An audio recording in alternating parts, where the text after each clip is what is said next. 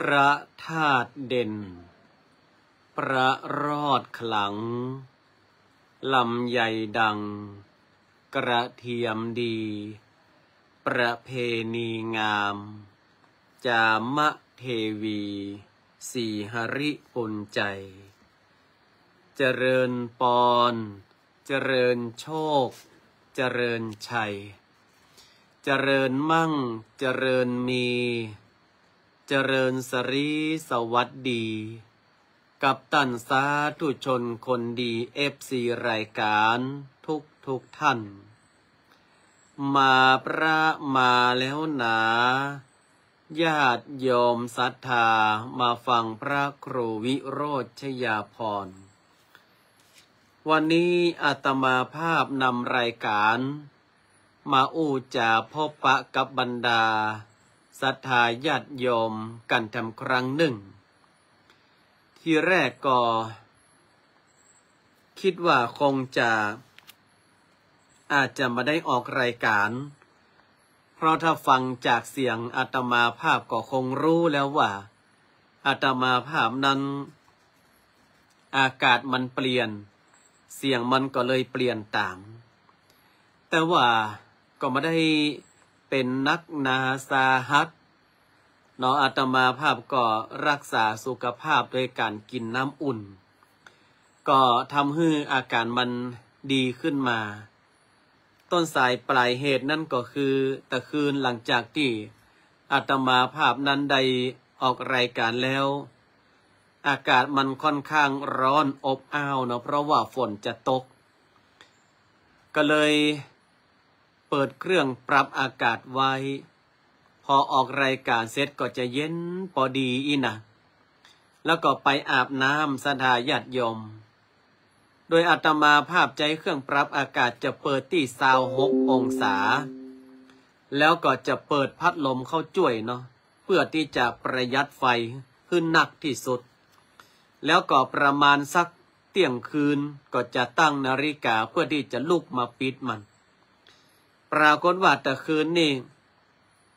ด้วยความอ่อนเพลียก็ลับไปสะดุ้งตื่นมาแถมกำก็ประมาณตี 2 ตี 3เนี่ยเอาลืมห่มผ้าซะนะโอ้มากองสะดุ้งตื่นมานี่หูดังตันไปแล้วหรอพี่อายุธนาก็เลยก็มาจ้างญาติใดเนาะก็เลยได้ฉันยาไปแล้วก็รักษาสุขภาพแต่ก็ยังบ่ได้พักผ่อนอย่างเต็มที่เตื่อเพราะวันนี้ก็มีประชุมทั้งภาคเจ้าแล้วก็ภาคบ่ายพรุ่งนี้เป็นวันพระวันศีลก็จะได้ตานผ้าประจำพรรษาหรือว่าผ้าจำนำพรรษาหลังจากที่ออกพรรษาลาพระเจ้าหลายๆคนบอกว่าจะลาไปไหนมาถูกกับท่านจะลาพระเจ้าไปไหนเฮาเป็นพระสงฆ์องค์เนรเฮาจะลาพระเจ้าอย่างใดมันเป็นกรรมพ้องคำว่าออกพรรษาลาพระเจ้าเนี่ยมันมาจากคนเฒ่านอนวัดโดมาเจือถามโยมแม่สุแก้วฮะโยมแม่ไหวพาพินี เป็นกรรมคนเฒ่าที่เปิดนอนวัดนอนวาจำศีลจำทานตลอดระยะเวลา3 เดือนเมื่อวันออกพรรษาแล้วคนเฒ่าที่เปิ่นมานอนจำพรรษาเนี่ยเปิ่นก็จะลาแล้วเพื่อที่จะได้ไปประกอบยังภาระหน้าที่ก็คือทัดจากนี้ไปก็บ่ได้มานอนวัดนอนวาแล้วจนกว่าจะเข้าพรรษาแถมใหม่เพิ่นก็เลยออกพรรษาเพิ่นก็เลยลาพระเจ้าปิกบ้านปิกจองมันเป็นกรรมพ้องเสียงคำว่าออกพรรษาลาพระเจ้ามาจากกรรมเนี้ยหลายๆคนบ่ฮู้โลกงามล้ำไปก็มาติมาติ่งอันเนี้ยเพราะว่าบ่ฮู้ฮือถามบ่งามฮือแต่งเนาะมันเป็นกรรมที่เปิ้นมีความเป็นไปเป็นมาอย่างนี้เฮาก็เลยเอามาอู้กันเป็นกรรมบ่เก่าโบราณล้านนาเฮาแล้ววันนี้แม่ไหวบอกว่าเสียงพระครูเสียงเปลี่ยนเจ้าเสียงบดีเปลี่ยนไปตามเนอะอย่างในวันนี้เนี่ยอาตมาภาพก็ จะมาโอ้มาเอ่ยฮือศรัทธาญาติโยมตั้นตั้งหลายได้ฟังแล้วก่อนมันก็มีเรื่องที่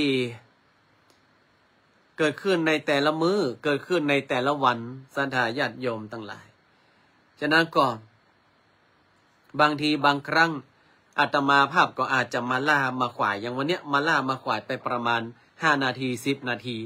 ก็เพราะว่าก็จะต้องมีการจัดหั่นเปลี่ยนนี่เนาะแล้วก็มีการแก้ปัญหานั่นน้นนี่ที่มันเกิดขึ้นเนี่ยไอ้อย่างที่มันสำเร็จลุล่วงไปได้โดยไม่มีปัญหานั้นไม่มีสำหรับพระครูวิโรจน์นะ ก็ต้องแก้ปัญหากันไปก็มีศรัทธาญาติโยมบางท่านเนาะอันนี้ก็เปิ้นได้รับเป็นเจ้าภาพลูกนิมิตไว้แต่ก็ด้วยสถานการณ์ทางเศรษฐกิจเปิ้นก็เลยมาขออนุญาตอาตมาภาพว่าอันที่ได้จองลูกนิมิตไว้เนี่ยเปิ้นเกินความไม่พร้อมศรัทธาที่เปิ้นเคยตั้งเคยตกไว้มันก็เลยบ่มีความพร้อมจะตานก็กลัวเป็นหนี้เป็นสินอาตมาภาพก็บอกว่าโยมมาเป็นอย่างเงาะอีนะเปิ้นมาแรงนี่นะโทรอู้กันมาเจ้ว่าจะเป็นบาปเป็นกรรมอย่างเน้อโยมมาพร้อมก็มาเป็นยังหิหอมได้ตามกำลังศรัทธาเตอะลูกนิมิตนี้ถ้าหากบ่มีเจ้าภาพอย่างใดถึงกำหนดกฎเวลาที่มันจะต้องประกอบพิธีปิดทองฝังลูกนิมิตก็จำเป็นเนาะเนี่ยศรัทธาญาติโยมเพิ่นก็บอกว่าโอ้เจ้าได้ฟังเจ้าก็สบายใจเจ้าก็เป็นกำกืดว่าเจ้าจะคืนท่านอย่างใด อาตมาภาพก็บอกว่าโอ้มโนบุพพังเข้ามาธรรมาหน่อยโยมเนาะเฮาก็ฮู้อยู่ว่าสถานการณ์มันเป็นอย่างใดนี่อาตมาภาพก็เมื่อเปิ้นที่จริงศรัทธาเปิ้นมีแต่ว่ากำลังเปิ้นมาพร้อมก็มาเป็นอย่างอาตมาภาพก็บอกกล่าวเปิ้นไปเนี่ยมาฮือหัวงอกได้อย่างใดเนาะ ผมที่ขาวมันดังดอกอ้อพอต่อมันต่อยนี่ก็อันนี้มันเจ็ดต่อต่อยนะแก้ปัญหาไปแต่ละมือแต่ละวันอีละแต่เจ้านี้อาตมาภาพก็มาตันได้สะดุ้งตื่นสะกำเนาะเพิ่นว่ามีเสียงฟ้าฮ้องเอกายแม่พิชยาตังเจียงใหม่แม่สุแก้วได้ยินก่อนตังเจียงใหม่ใส่ต้อยเพิ่นนะเพิ่นว่าฟ้าฮ้องเอาใส่เหนือเรียกใส่ต้อยเจียงใหม่ใส่เหนือเมื่อว่าฟ้าฮ้องอีแต่ว่าตี3:58มาฮู้ว่าไผได้ยินพ่องโอ้ก็มีการลงเฟซไปต่างๆนานาเนอะมีการลงเฟซไปเกิดอะไรยังขึ้นนี่โอ้มาลั่งจะเป็นอุกาบาตกะหรือว่ามีการระเบิดที่ไหนกะโอ้อาตมาภาพพอมาเจ้านี่เป็นวุ่นวันด้วยความไข้หูนี่นะมันเป็นอะไรยังกันแน่บัดนี้บอกกอกจกหัวตกเก่ายังมาสะดุ้งตื่นเนี่ยกำใบพอค่อยควายมาเปิ้นก็มีการเฉลยละโยมแม่พิชยา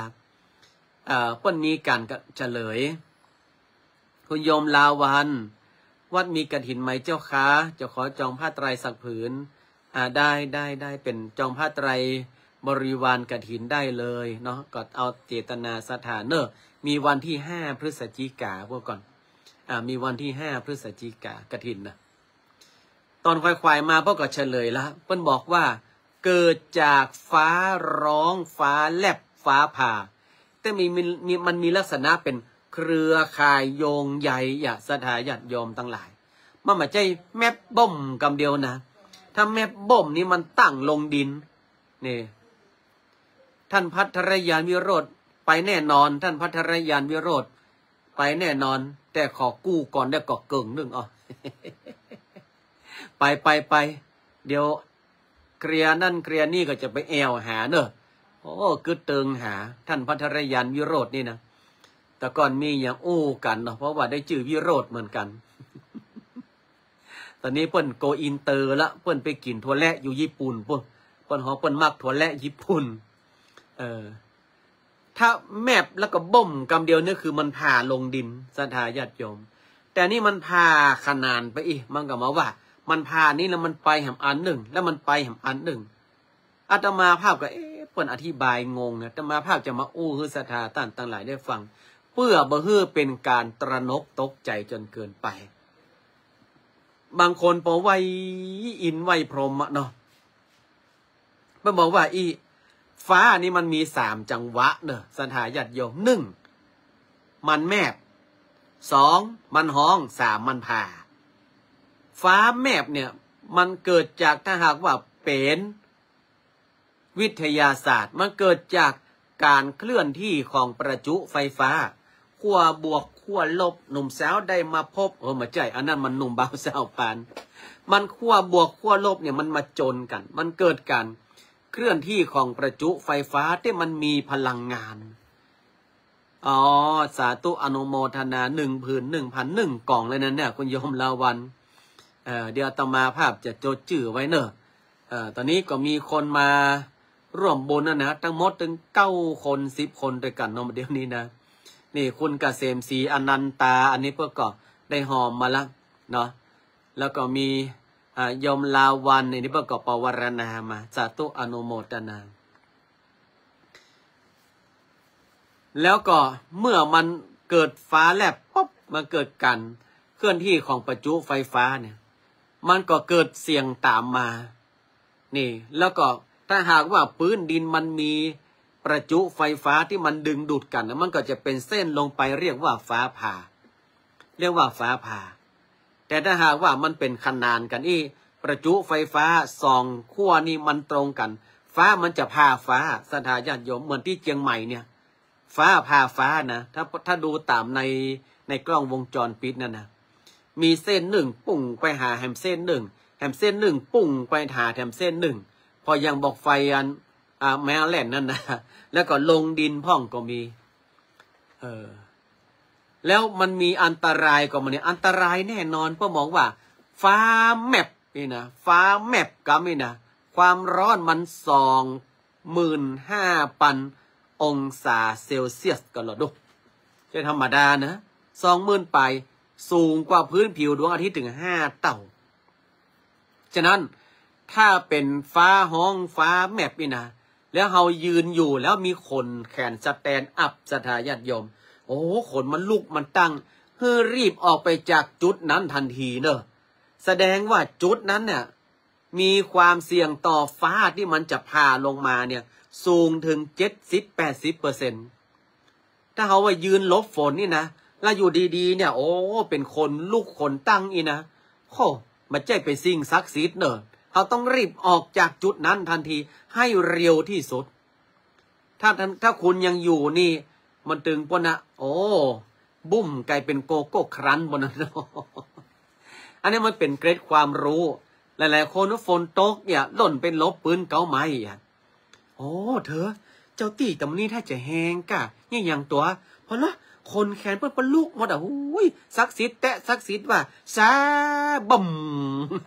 มันดันได้ตุสกรรมเมียควันออกปากจองเนาะอันนี้ก็เป็นเกร็ดความรู้เอามาอู้เพื่อบ่ให้เกิดการตื่นตระหนกเนอะมันเป็นปรากฏการณ์ทางธรรมชาติศรัทธาญาติโยมทั้งหลายเนาะก็อู้กันไปแล้ววันนี้อาตมาภาพจะเอาอย่างมาอู้ให้ฟังก่อนฟังจากน้ำเสียงหลายๆคนบอกว่าน้ำเสียงอาตมาภาพเปลี่ยนแล้วก็วันนี้เสียงอาจจะแหบๆไปหน่อยหนึ่งถึงแม้ว่าเสียงจะเปลี่ยนเนี่ยนะแต่อาตมาภาพก็ใจเสียงอยู่ในวันนี้นะเนาะใจเสียงอยู่ใจเสียงอย่างใจเสียงเดือดเนนนะกัน แต่อาตมาภาพเดือดนี่มีไพโคตรนะเดือดตัวยิ้มตัวไข้หัวตัวไปอันเนาะมันม่วนงานสันเราทีนี้อาตมาภาพจะมีปริศนามาฮือศรัทธาญาติโยมตั้งหลายได้ช่วยกันคบคิดเนาะเพิ่นบอกว่าอะไร1 ปีมี 1 ครั้ง1 ครั้งมี 1 หน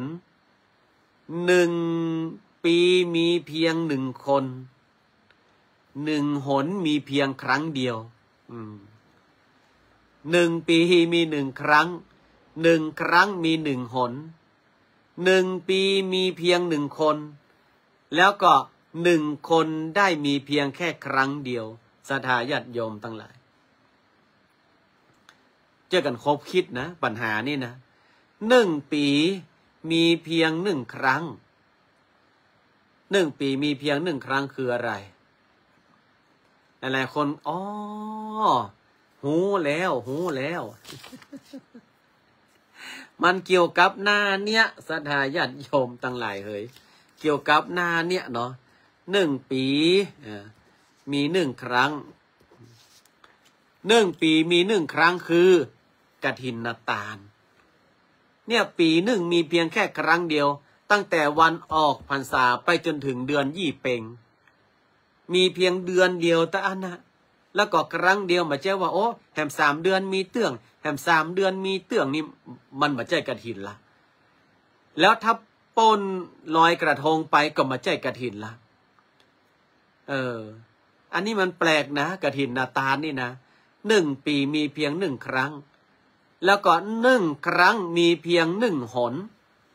เนี่ยหางก่อนมาเจ้าว่าปี1มี3-4 เตื้อมาเจ้าว่าปี1โอ้เดือนเว้นเดือนก็มาใจ1 ครั้งมีเพียง1 หนแล้วก็1 ครั้งมีเพียง1 คน1 ครั้งมีเพียง1 คนนั่นก็คือเจ้าภาพกฐินที่ผ้าครองมาเจ้าว่าผ้าครองกฐินมีเป็น10 ไตรมาใช่ผ้าครองเนี่ยจะมีอยู่ไตรเดียวเนาะผ้าครองมีอยู่ไตรเดียวที่เหลือเป็นผ้าบริวารนี่แล้วก็เจ้าภาพที่จะประคองผ้าเนี่ยตุเจ้าที่จะห้าบก็มีเพียงตนเดียวเท่านั้นนั่นก็คือตนใดตนหนึ่งที่คณะสงฆ์มีมติ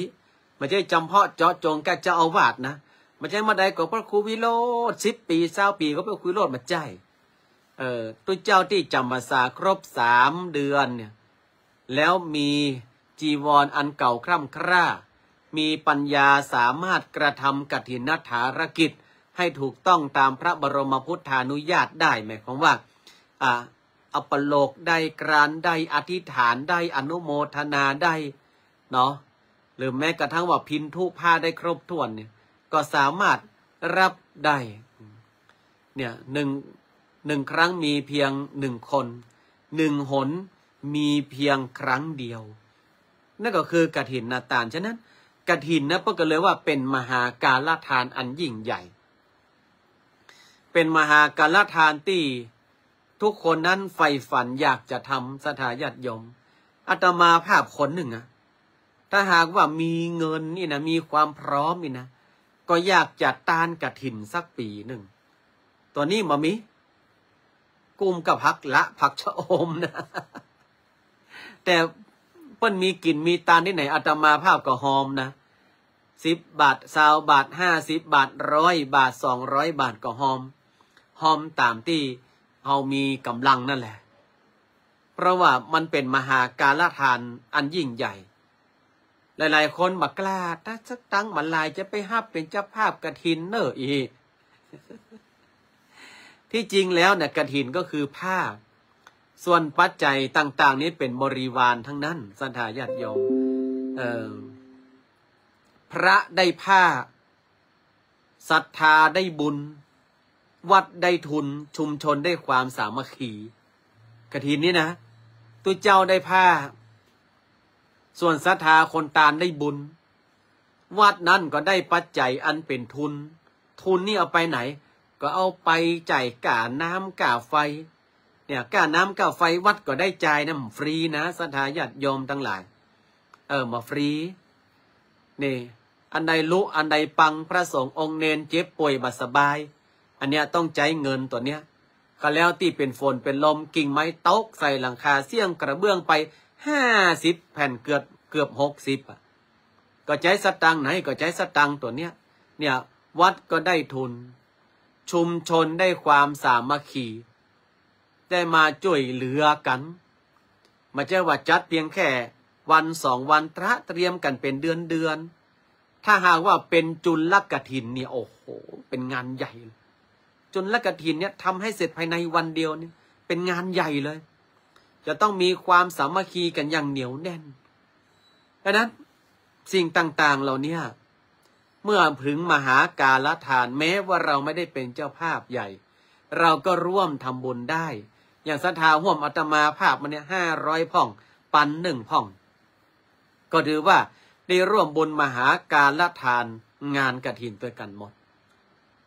ก็เลยเอามาโอ้ฮือศรัทธาญาติโยมท่านทั้งหลายได้ฟังในรายการเนาะวันนี้เสียงอาจจะเปลี่ยนไปแต่มันก็ฮ้อนอยู่นะอาตมาภาพก็ยังเปิดพัดลมอยู่แต่เป็นพัดลมน้อยเนาะพัดลมหน้ามาเยอะ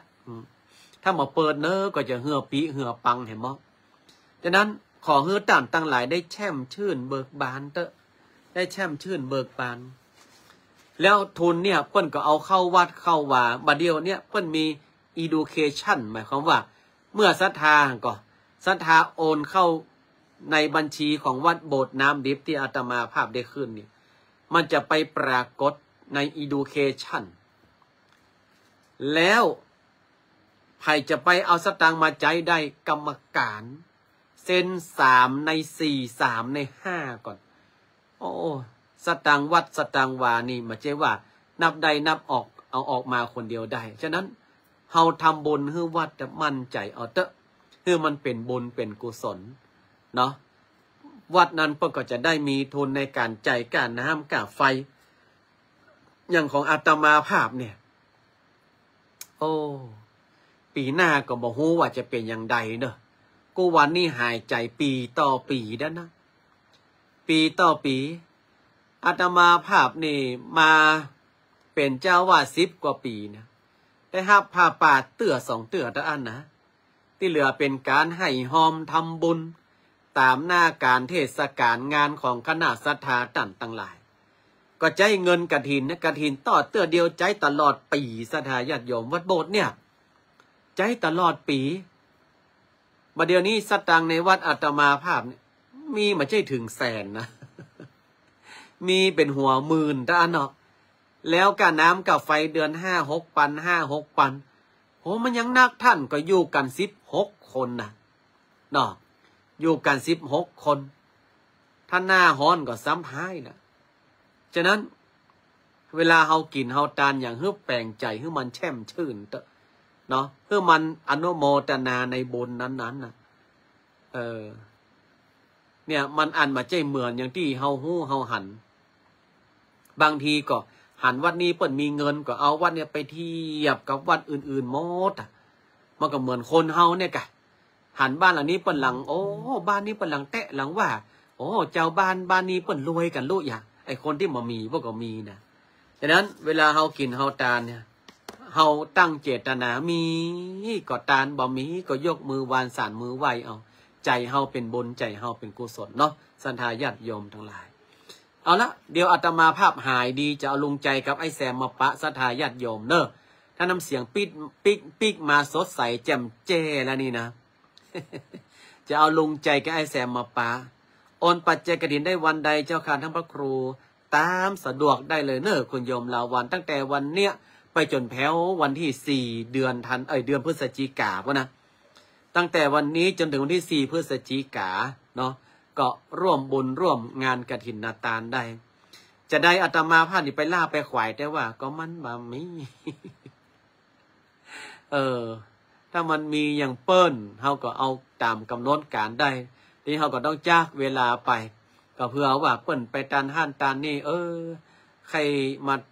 ตานวัดโบสถ์น้ำดิบสัก10 สัก20อย่างเฮาก็อนุโมทนาละเนาะ อูไปก็หูดังตันไปทิกๆศรัทธาญาติโยมตันทั้งหลายเนาะเอาไว้เสียงดีเสียงใสหายดีแล้วก็จะเอาลงใจกับไอ้แซมมามาจากศรัทธาญาติโยมตันทั้งหลายได้ฟังสำหรับวันนี้อาตมาภาพเนาะกับสิวเม็ดแดงๆหัวงอกขาวๆนี่นะ ก็จะขอนำรายการจากลากันไปก่อนเนาะวันนี้เอาเป็นปริศนากฐินนาตาลมาศรัทธาญาติโยมตันทั้งหลายได้ฟังว่า1 ปีมี1 ครั้ง1 ครั้งมี1 หน1 ครั้งมี1 คน1 หนมี1 เดียวต่ออันก็คือกฐินนาตาลแล้วก็พระได้ผ้า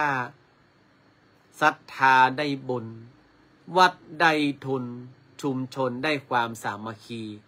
นี่คืออานิสงส์แห่งการทานกฐินนาตาลสำหรับในค่ำคืนนี้อนุโมทนากับศรัทธาญาติโยมท่านทั้งหลายทุกท่านโชคดีมีความสุขบุญรักษา